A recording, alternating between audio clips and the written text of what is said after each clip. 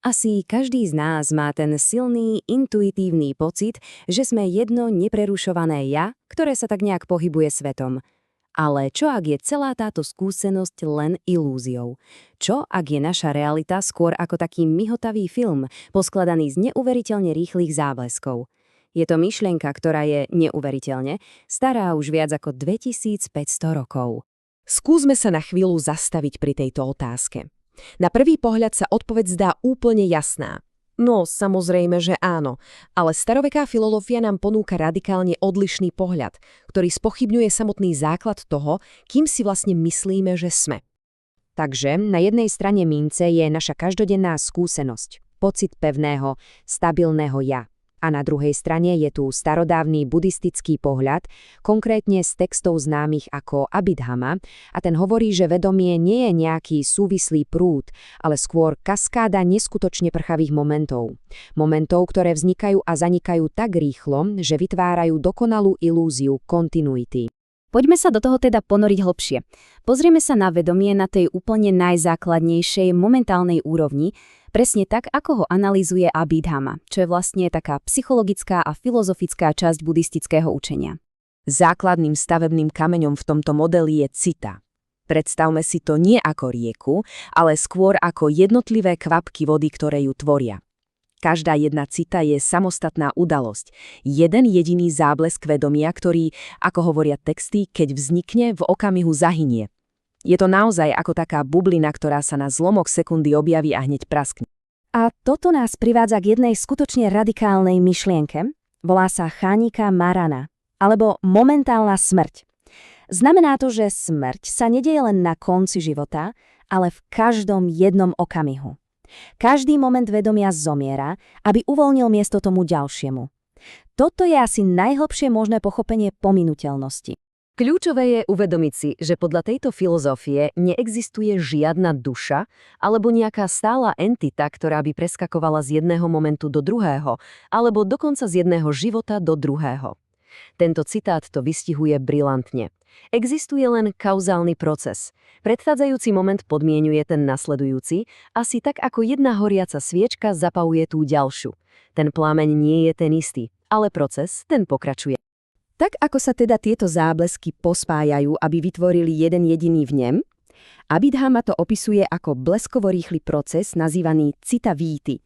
V zlomku sekundy prebehne celá táto sekvencia, mysel sa obráti k objektu, vníma ho, skúma a potom v kľúčovej fáze nazývaný javana na ne reaguje a vytvára karmický impuls. Nakoniec sa v ňom zaregistruje a mysel sa vráti do kľudu. Je to ako taká mentálna reťazová reakcia, ktorá sa odohrá rýchlejšie ako myhnutie oka. Dobre, takže ak sú tie citas záblesky vedomia, čo potom riadi ich vznik a zánik? Aký program beží v pozadí?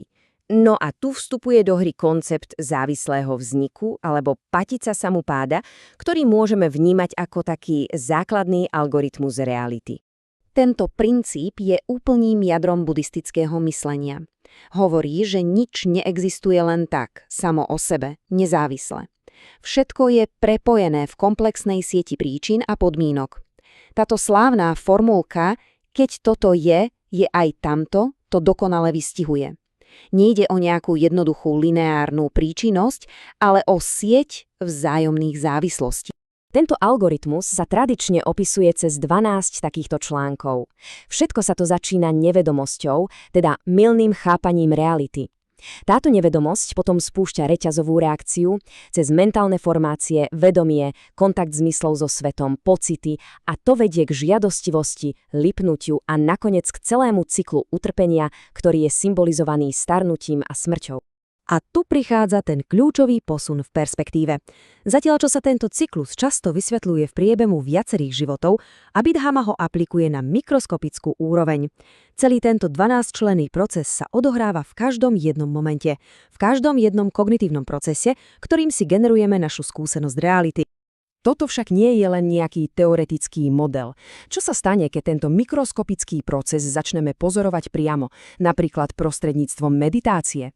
Práve tu sa teória mení na hlboký zážitok. Hranica medzi pozorovateľom a tým, čo je pozorované, sa začne postupne rozpúšťať. Tieto stavy sa nazývajú džhány, Sú to úrovne hlbokého sústredenia, do ktorých sa myseľ môže ponoriť. Môžeme si ich predstaviť ako také laboratória, v ktorých je možné dekonštruovať naše bežné duálne vnímanie reality na nejaký subjekt a objekt. Postup cez džhány je systematický. V prvej je myseľ ešte aktívne sústredená na objekt. V druhej toto aktívne myslenie ustáva, pozornosť sa stáva bezúsilnou a radosť sa prehlbuje.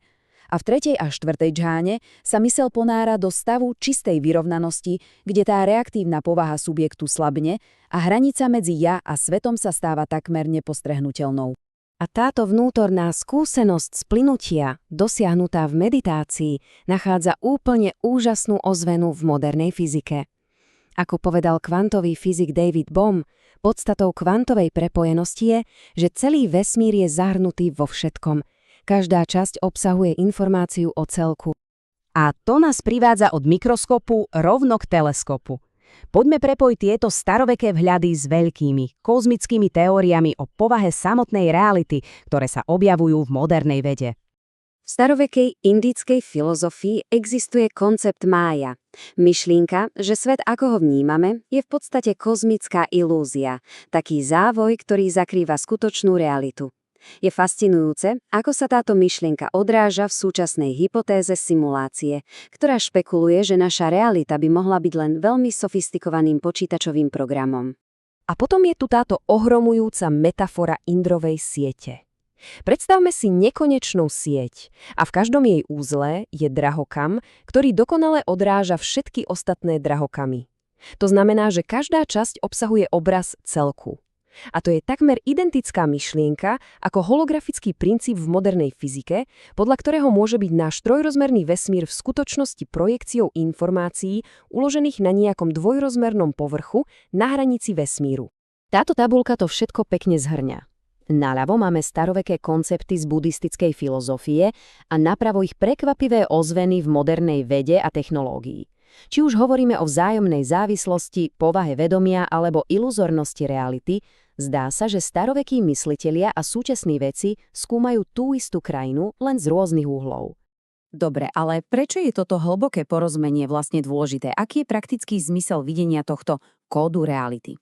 Odpoveď je, že je to prezentované ako kľúč k oslobodeniu sa od utrpenia. Keď človek skutočne do hĺbky uvidí, že všetko v tomto podmienenom svete je pominuteľné, neuspokojivé a bez pevného ja, vzniká stav nazývaný nibida. A je dôležité pochopiť, že to nie je depresia ani pesimizmus. Je to skôr múdre znechutenie, ako keď človek stratí chuť na jedlo, o ktorom práve zistil, že je jedovaté. Je to začiatok oslobodenia. Takže ten hlavný odkaz je tento. Proces oslobodenia sa spúšťa jasným videním reality takej, aká naozaj je. Pominuteľná, neuspokojovatia a neosobná. Toto priame poznanie vedie úplne prirodzene k pusteniu alebo odpútaniu sa a toto odpútanie potom vrcholí v oslobodení. A všetko to vedie k tomuto jednému bodu. Podľa tejto filozofie existuje v konečnom dôsledku iba jeden cieľ, ku ktorému toto všetko smeruje. Koniec utrpenia prostredníctvom pochopenia skutočnej povahy existencie. A na záver jedna provokatívna myšlienka. Ak príjmeme túto metaforu vedomia ako operačného systému a reality ako jeho výstupu, čo to znamená pre našu budúcnosť? V dobe umelej inteligencie, kde sa učíme písať nové formy vedomia, sa otázka, akej reality budeme generovať, stáva naliehavejšou než kedykoľvek predtým.